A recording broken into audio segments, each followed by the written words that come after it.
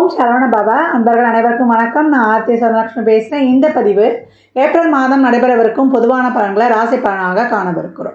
வரலாக திருச்செந்தூரில் வீற்றிருக்கும் முருகப்பெருமானின் பொற்பாத கமலங்களையும் என் அன்னை வாராயின் தாழ் பணிந்தும் என் குருநாதரை வணங்கியும் 12 ராசிக்கும் இந்த மாதம் எப்படி இருக்க போகிறது என்பதை தெளிவான பதிவுகளாக, துல்லியமான பலன்களாக, தனித்தனி பதிவுகளாக காணவிருக்கிறோம்.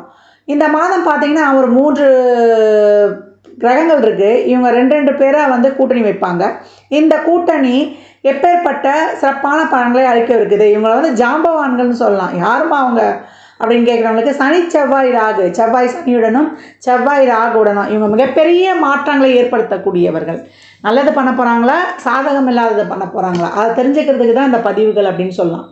நல்லது பண்ணாலும் நம்ம வந்து அதை பெற்றுக்கொள்ள வந்து தயாராக இருக்கணும். இக்கட்டான சூழ்நிலையை திறம்பட கடந்து வந்துடணும். இந்த மாதம் காணப்படக்கூடிய கிரகநிலைகள் பார்த்திங்கன்னா, நமக்கு மேஷத்தில் குரு புதன், கன்னியில் கேது, சந்திரன் இந்த மாதம் வந்து தனுசில் உதயமாகிறார், கும்பத்தில் சனி செவ்வாய், மீனத்தில் சுக்கிரன் சூரியன் ராகு. இந்த மாதம் பார்த்திங்கன்னா புதன் 9ஆம் தேதி வந்து வக்ர நிலையில் மீனத்துக்கு வந்து அடைகிறார். இந்த மாத ஆரம்பத்தில் அவர் வக்ரம் ஆகிடுவார். அப்படியே வக்ரத்தோடையே வந்து ஒரு மீனத்துக்கு வந்து அமருகிறார் அப்படின்னு வந்து சொல்லலாம். இந்த மாதம் வந்து நமக்கு சூரிய பகவான் 13ஆம் தேதி அவர் மேஷத்திற்கு சென்று உச்சமடைவார்.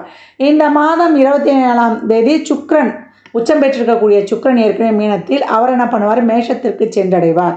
இந்த மாதம் 23 செவ்வாய், சனி செவ்வாய் கூட்டணி இருக்கு இல்லையா, இது என்ன பண்ணோம், அடுத்தது போய் நமக்கு ராகுவோட மீனத்திற்கு சென்றடைஞ்சிருவார் செவ்வாய் 23ஆம் தேதி. இந்த கோள்களின் கோச்சார நகர்வால் இந்த நம்மளுக்கு என்ன மாதிரியான சாதக பாதக பலன்கள் நடைபெறும் என்பதை வந்து இந்த பதிவில் தெரிந்து கொள்ள இருக்கிறோம். இந்த மாதம் வந்து 25ஆம் தேதி புதன் வக்ர நிவர்த்தியும் ஆகிடும் அப்படின்னு வந்து சொல்லலாம். இந்த அமைப்பால் 12 ராசிகளும் சந்திக்கக்கூடிய சாதக பாதக நிகழ்வுகளை தெளிவாக காணலாம். இதில் சொல்லியிருக்கின்ற அனைத்து விதமான சாத்விக பரிகாரங்கள், வழிபாடுகள் இதையெல்லாம் பின்பற்றி உங்கள் வாழ்வை வந்து அழகாக திட்டமிட்டு வளமாக்கி கொள்ளலாம். மீன ராசி, மீன லக்னத்திற்கான பலன்களை காணவிருக்கிறோம். இந்த ஏப்ரல் மாதம் எப்படி வந்து கடந்து வரலாம் அப்படின்போது ரொம்ப அழகான மாதம் அப்படின்னு வந்து சொல்லலாம். கொஞ்சம் கவனம், விழிப்புணர்வு இருந்தால் போதும், இந்த மாதத்தை வந்து அட்டகாசமாக கடந்து வந்துடலாம். ஏன்னா உங்களை பொறுத்த வரைக்கும் தொழில்காரக கிரகம் யாருன்னு கேட்டிங்கன்னா உங்களுக்கு குரு பகவான். அவர் வந்து 2ஆம் இடத்துல அமர்ந்து அவர் 10ஆம் இடத்தை வந்து அழகாக பார்க்குறார். ஆரம்பத்தில் பார்த்திங்கன்னா நம்மளுக்கு புதனும் உடன் இருக்கும் அப்படின்னு வந்து சொல்லலாம். தொழிலில் வந்து ஒரு அங்கீகாரத்துக்காக காத்து கொண்டிருக்கிறோம், தொழிலில் வந்து ஒரு சிறப்பாக செயல்படணும் அப்படின்னா உங்களுடைய முயற்சி, உழைப்பை இதெல்லாம் போடுங்க. கொஞ்சம் நல்லாவே உங்களுக்கு வந்து அதற்கான ஒரு சிறப்பான வழிமுறைகள்லாம் கிடைக்கும் அப்படின்னு வந்து சொல்லலாம். ஒரு 10 தேதிக்குள்ளே ஒரு வேகமாக செயல்பட்டு, ஏன்னா 12இல் வந்து உங்களுக்கு சனி செவ்வாய், உங்களுடைய கடுமையான முயற்சிகள், உங்களுடைய உழைப்பு எல்லாமே உங்களுக்கு வந்து ஒரு பெரிய ஒரு மாறுதலையும் ஒரு அங்கீகாரத்தையும் கொடுக்கும் அப்படின்னு சொல்லலாம். இது வரைக்கும் தொழிலில் வந்து ஒரு அங்கீகாரம் இல்லை, ஒரு பேர்ப்புகள் இல்லை அப்படின்றவங்களுக்கு உங்கள் முயற்சிகள் கை கொடுக்கும். படித்த படிப்புக்கு ஏற்ற வேலையெல்லாம் இந்த காலகட்டம் நிச்சயமாகவே கிடைக்கும் அப்படின்னு வந்து சொல்லிடலாம். இதெல்லாம் வந்து மாத ஆரம்பத்தில் எஃபர்ட் போட்டு முடித்து கொள்ள வேண்டியது. மாத பிற்பகுதியில் பார்த்திங்கன்னா நம்மளுக்கு புதன், சுக்கிரன், சூரியன், இவங்கெல்லாம் ராகு, இந்த கூட்டணிலாம் வந்து நம்ம ராசியிலேயே இருக்கும். 6, 8க்குரியவர்கள். அப்போ ஒரு குழப்பம், அலைச்சல், திருச்சல், ஒரு எரிச்சல், ஒரு மனசில் ஒரு சந்தேகம், இதெல்லாம் அப்படியே முழுமையாக நடைபெறுமா இல்லை பாதியிலேயே இதுவாகிடுமா அப்படின்ற ஒரு குழப்பங்கள்லாம் நிறைய காணப்படும். இதெல்லாம் தீர்க்கறதுக்கு என்ன பண்ணணும்னா, உணர்வுபூர்வமாக முடிவெடுக்காமல் அறிவுபூர்வமாக சிந்தித்து முடிவெடுக்கணும். ரொம்ப நிதானம், பொறுமையுடன் ஒவ்வொரு இதையும் வந்து ஆலோசனை செய்து எடுக்கணும். அப்படி இல்லைன்னா நம்மளுடைய வெல்விஷர்கள் யாராவது வந்து ஆலோசனை கேட்டுக்கொள்வது ரொம்ப சிறப்பு அப்படின்னு வந்து சொல்லியாச்சு. ஒரு சிலருக்கு வெளிநாட்டு வேலை, அங்கே ஒரு பிஆர் இதெல்லாம் கிடைக்கிறது, இதெல்லாம் ரொம்ப அருமையாகவே இருக்கும். உங்களுக்கு இன்னும் வந்து ஏப்ரல் 24 தேதிக்கு மேலே அதற்கு முன்னாடி இருக்கக்கூடிய அந்த ஒரு இக்கட்டான சூழ்நிலை இதெல்லாம் கொஞ்சம் அட்ஜஸ்ட் பண்ணி போயிடணும் அப்படின்னு வந்து சொல்லலாம். இன்னும் அதற்கு மேலே உங்களுக்கு 23க்கு மேலே இன்னும் சிறப்பாக இருக்கும். இப்போ இந்த காலகட்டம் வந்து ஆரம்பத்தில் ஒரு 10 நாளுக்குள்ளே நம்ம எஃபர்ட் போட்டு ஒரு சில காரியங்களுக்கான ஒரு முயற்சிகளை மேற்கொண்டுடணும். அதுக்கப்புறம் கொஞ்சம் கவனம் நிதானத்தை வந்து கடைபிடித்து வரணும் அப்படின்னு வந்து சொல்லியாச்சு. பண வருவாய் சிறப்பாக இருக்கும். சுப செலவினங்களாக மாற்றிக்கொள்ளுங்க. தேவையில்லாத விரயங்களை வந்து ஆக்கிக்கொள்ளாதீங்க. குடும்ப உறுப்பினர்களின் உடல்நலத்தை வந்து கவனம் எடுத்துக்கோங்க. தந்தையின் உடல்நல கவனம், அவர்களுக்கான ஒரு மருத்துவ செலவு, தாயாரின் உடல்நலம் கவனம் எடுத்துக்கணும் அப்படின்னு வந்து சொல்லியாச்சு. ஒரு சிலருக்கு தாய் வழி சொத்துக்கள் இதெல்லாம் கிடைக்கப்படுறது கூட நடைபெறும்.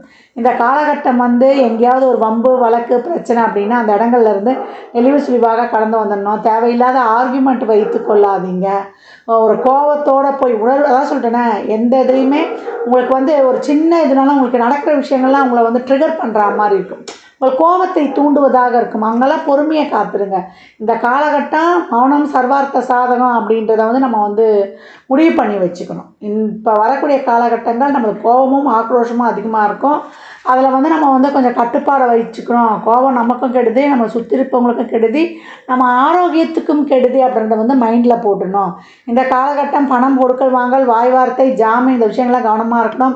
ஒரு இடம் சம்மந்தப்பட்ட விஷயம், அதே போல் ஒரு வண்டி வாகன சேர்க்கை இதெல்லாம் வந்து நடைபெறும். அதெல்லாம் வாங்கும்போது இந்த பத்திரம் சார்ந்த விஷயங்கள்லாம் கவனமாக இருக்கணும்.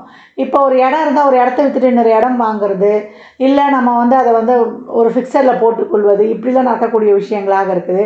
அப்போல்லாம் கொஞ்சம் நம்ம வந்து ரொம்ப அவேராக இருந்து இதெல்லாம் அந்த பத்திரம் சார்ந்த விஷயங்களை கொஞ்சம் சரிபார்த்து கொள்ளணும்னு சொல்லியாச்சு. மாணவர்களுக்கு இந்த காலகட்டம் படிப்பில் வந்து அது எந்த படிப்பாக இருந்தாலும் ஒரு எக்ஸாம் எழுதுகிறோம், இல்லை ஒரு வெளிநாட்டு கல்வி, இல்லை ஒரு பிஹெச்டி பண்ணுறோன்றவங்களுக்குலாம் நீங்கள் வந்து தெளிவாக வந்து முடிவெடுக்கக்கூடிய காலம் அப்படின்னு வந்து சொல்லியாச்சு.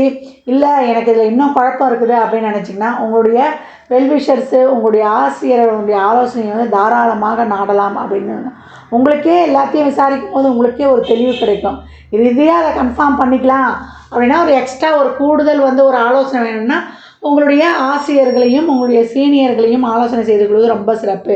குழந்தை நலன் சார்ந்த விஷயங்கள்லாம் ரொம்ப சிறப்பாக இருக்கும். உங்கள் பிள்ளைகளுக்கான ஒரு கல்வி, அவங்க திருமணம், வேலைவாய்ப்பு இதெல்லாம் ரொம்ப சிறப்பாக இருக்கும். குழந்தை பாக்கியம் உண்டு.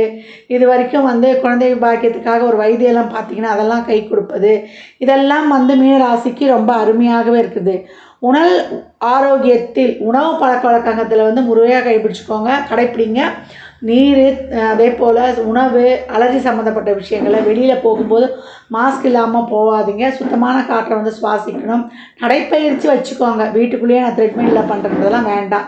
வெளியில் வந்து காற்றோட்டமாக ஏர்லி மார்னிங் இல்லை வந்து 24x7 1 மணி நேரம் எப்படியாவது உடற்பயிற்சியை மேற்கொள்ளும் பொழுது அந்த உடம்பிலிருந்து வியர்வை வரும்பொழுது இந்த விரையச்சனி கூட உங்களுக்கு வந்து உங்களுக்கு நல்ல ஒரு சுப செலவுகளை கொடுக்கக்கூடியதாக இருக்கும். அப்படி நம்ம கன்வெர்ட் பண்ணிடணும். நம்ம இப்போ ஒரு செலவு வரப்போகுது, அப்போ ஏதாவது ஒரு பொருளை வாங்கி அங்கே ஒரு இன்ஸ்டால்மெண்ட்டில் கட்டுறதோ, இல்லை ஒரு ஆலய அன்னதான ட்ரஸ்ட்டுகளுக்கு அப்படி நம்ம ஒரு சந்தோஷமாக செலவு பண்ணிடுறதோ, இல்லை தான தர்மங்களில் பண்ணிடும்போது ரொம்ப சிறப்பாக இருக்கும். விவசாயத்துறையில் இருப்பவங்களுக்குலாம் அந்த காலகட்டம் நல்ல மகசூல், உங்கள் உழைப்பிற்கேற்ற பலன்லாம் வந்து ரொம்ப சிறப்பாகவே இருக்கும். கலைத்துறையில் இருப்பவர்களுக்கு, ஸ்போர்ட்ஸ் துறையில் இருப்பவர்களுக்கெலாம் இதை தனித்தனி துறைகளாக குறிப்பிடணும்னு அவசியமே இல்லை. தொழில் சிறப்பு நமக்கு இன்னும் இந்த மாத பிற்பகுதியில், அதுக்கு முன்னாடி ஆரம்பத்தில் போட்டுல நடுவில் இருக்கக்கூடிய காலகட்டங்களில் ரொம்ப கவனமாக இருக்கணும். இப்போ தசாபுதியே சிறப்பு இல்லைன்னா வேலையெல்லாம் விட்டுட்டு வந்துடக்கூடாது. ஏன்னா நமக்கு அந்த மாதிரி நடக்கும். வேலையில் வந்து ஒரு ஃப்ரீயாக நடக்க முடியாமல் ஒரு இக்கட்டான சூழ்நிலைலாம் இருக்கும். சம்மந்தமே இல்லாமல் தவறாத சூழ்நிலைலாம் தெரியும் நம்ம கண்ணுக்கு. அதெல்லாம் நம்ம இந்த காலகட்டம் வந்து எதையும் கேட்டுக்கூடாது. யார் யார் எதிரி இருக்கிறாங்க செய்கிறாங்க எல்லாத்தையும் அறிந்து கொள்ளலாம். இதெல்லாம் அறிந்து நம்ம வந்து கொஞ்சம் தெளிவாக இருந்துக்கணும். இவங்களாம் எப்போல்லாம் களை எடுக்கணுன்றது நம்ம சிறப்பாக அறிந்து கொள்ளணும். கேது அதெல்லாம் கொடுத்துருவார், அந்த இன்ட்யூஷன் தன்மையெல்லாம். அதற்கு இது சரியான காலகட்டம் இல்லை. பொறுமை, நிதானம், கவனம் தான் இந்த காலகட்டம் மீன ராசி லக்னக்காரர்களுக்கு ரொம்ப தேவைப்படுது அப்படின்னு சொல்லலாம். இப்போ என்னதாம்மா இந்த மாதம் பண்ணலான்னா புதிய முயற்சிகள் எதையும் மேற்கொள்ள வேண்டாம். இருக்கிற வேலையை அப்படியே கடந்து வந்துடுங்க. முயற்சிகள்லாம் எதனா பண்ணணுன்னா ஒரு 10 தேதிக்குள்ளே போட்டுற வேண்டியது. அப்புறம் 10லேருந்து ஒரு நம்ம 23 தேதி வரைக்கும் ரொம்ப அமைதியாக இருந்து 23 தேதிக்கு அப்புறம் நம்ம வந்து அனைத்து வகையிலையும் நமக்கு சிறப்பாக இருக்கும். திருமணம் சார்ந்த விஷயங்கள் இழுபறியாகவே இருக்கும். குடும்ப உறுப்பினர்கள் வந்து அதுக்கெல்லாம் பேசி நம்மளுக்கு அதெல்லாம் முடிச்சு கொடுத்துருவாங்க. ரிலேஷன்ஷிப்பில் இருக்கிறவங்கெல்லாம் கொஞ்சம் வாக்குவாதங்களை மட்டும் தவிர்த்து கொள்ளுங்கள். எல்லா உறவுகள்கிட்டையும், அது வெளியிடங்களாகட்டும், சமுதாயமாகட்டும், அக்கம் பக்கமாகட்டும், புன்முறுவலோடு கடந்து வந்துடுங்க. பிரச்சனைகள் எதுவாக இருந்தாலும் அங்கே போய் இது பண்ணாதீங்க. ஏன்னா நம்மளுக்கே ஒரு குழப்பமான சூழ்நிலை இருக்கும். ஒரு தெளிவாக நம்மளாலேயே வந்து ஒரு ஜட்ஜ் பண்ண முடியாது. ஒரு கன்ஃபியூஸ்டு மைண்டாக இருக்கும். ஸ்ட்ரெஸ்ஸு ஜாஸ்தியாக இருக்கும். எல்லாமே ஒரு ஃப்ரீயாக போனால் கூட ஏதோ ஒரு மன அழுத்தம் இருந்து கொண்டே இருக்கும். இதை நீக்குவதற்கு தான் இறை வழிபாடுகள் சொல்லியிருக்கேன், பஞ்ச கவசங்கள் சொல்லியிருப்பேன். இந்த மாதம் வந்து நீங்கள் வழிபட வேண்டியது உங்கள் தடைகள்லாம் உடைத்து கொடுப்பதற்கு காரிய சித்தி மாலையும், கோபங்களை குறைத்து சிறப்பாக செயல்படுவதற்கு சுப்பிரமணிய புஜங்கத்தையும் வந்து படிங்க. அம்பாள் வழிபாடு உங்களுக்கு ரொம்ப சிறப்பாக இருக்கும். அபிராமி அந்தாதியில் வரக்கூடிய அந்த நூற்பயன் பாடலை, ஆத்தாலே எங்கள் அபிராம வல்லியே அண்டமெல்லாம் பூத்தாலே மாதுளம் பூ நிறத்தாலே, அந்த 4 வரியை சொல்லுவதன் மூலம் உங்களுக்கு அனைத்து விதமான சிறப்பான பலன்களும் நடைபெறும். துர்க்கையிடம் ஒரு எலுமிச்சம்பழம், அது வந்து வெற்றிக்கனி, அதை வைத்து உங்களுடன் எப்பொழுதும் எடுத்து செல்லும் பொழுதும் உங்களை சுற்றி ஒரு நேர்மறை ஆற்றல் பாதுகாப்பாகவே இருக்கும். இந்த பலன்கள்லாம் கோள்களின் கோச்சார நகர் வைத்து சொல்லப்பட்டிருக்கு. உங்கள் சுய ஜாதகத்தில் இப்போ என்ன தசாபுதி நடக்குது, அது எதற்காக உங்களுக்கு ஊக்கப்படுத்துது, திருமணம், குழந்தை பாக்கியத்திற்கா இல்லை பொருளாதார முன்னேற்றத்திற்கா என்பதெல்லாம் உங்கள் சுய ஜாதகத்தை ஆய்வு செய்வதன் மூலம் மட்டுமே நாம் தெளிவாக அறிந்து கொள்ள முடியும். ஒரு சிலருக்கு வந்து இந்த உடல் சம்மந்தப்பட்ட விஷயங்களை வந்து இந்த காலகட்டம் நிறைய தண்ணி குடிக்கணும், இஎன்டி சம்பந்தமான பிரச்சனைகள், ஒத்த தலைவலி, கண்ணெரிச்சல், அதே போல் முழங்கால கீழுள்ள பாகங்களில் வலி, வண்டி வாகனங்களில் செல்லும்பொழுது ரொம்ப கவனமாக போகணும். குடும்ப உறுப்பினருக்கான ஒரு மருத்துவ செலவு, இல்லை தசாபுதிய சிறப்புனா உங்களுக்கான ஒரு மருத்துவ செலவு, ரேஷ் டிரைவிங்லாம் வேண்டாம், இளைஞர்கள் சாகசம் காட்ட வேண்டாம், இப்படின்னு நிறைய மீன ராசிக்கு ஒரு வாழ்வியல் கலந்த, ஆன்மீகம் கலந்த ஒரு பரிகாரங்களையும் ஒரு வழிகாட்டுதலும் அதிகமாக தேவைப்படுகிறது. கவனம், நிதானம், பிரதானம். வாழ்க்கையில் விழிப்புணர்வாக இருக்கும்பொழுது அதிகப்படியாக சாதனை செய்யக்கூடியவர்கள் நீங்களே. மற்றவருக்கு வழிகாட்டும் தொழில், அதே போல் ஒரு ஜட்ஜு ஃபீல்டு, ஒரு பேங்க் துறையில் இருக்கிறவர்களுக்கெல்லாம் இந்த காலகட்டம் நல்ல பதவி உயர்வு, அதில் வந்து ஒரு நல்ல பெனிஃபிட்ஸ் இதெல்லாம் கிடைக்கக்கூடிய வாய்ப்பு ரொம்ப அருமையாகவே இருக்குது அப்படின்னு வந்து சொல்லலாம். சாத்வீக பரிகாரமாக நான் உங்களுக்கு சொல்கிறதெல்லாம் எப்போ வந்து, ஏன்னா ஏழை எளியவருக்கு வறியவருக்கு நிறைய உதவி பண்ணுங்கள். அன்னதானம் மட்டும் இல்லை, இப்போ வரக்கூடிய காலங்கள் தண்ணீர் பந்தல், நீர்மோர் இதெல்லாம் தாராளமாக கொடுக்க பலன் புழக்க முழுக்க அபரிமிதமாக இருக்கும். மன அழுத்தமும் குறையும் அப்படின்னு வந்து சொல்லலாம். மீன ராசி லக்னக்கார அன்பர்கள் வாழ்நாள் முழுவதும் சிறப்பான பலனை அடைவதற்கு என் மனமார்ந்த வாழ்த்துக்களை தெரிவித்துக் கொள்கிறேன். 12 ராசிக்காரர்களும் இந்த மாதம் கடைபிடிக்க வேண்டிய சிறப்பான வழிபாடு முறைகள்லாம் இருக்குது.